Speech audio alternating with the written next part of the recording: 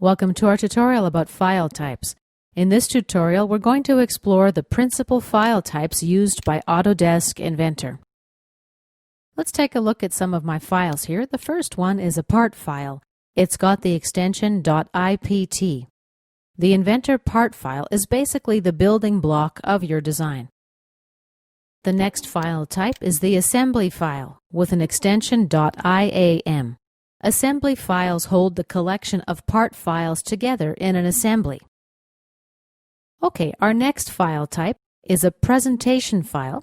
Presentation files in Inventor use the extension .ipn. These files are used to create exploded views of an assembly. Presentation files are pretty useful for marketing presentations, for example. Next, we've got a drawing file. A drawing file uses the extension .idw. You can also use an AutoCAD drawing document. This has the extension .dwg. The last project file type I want to look at here, we've talked about it briefly in our previous tutorial, the project file type.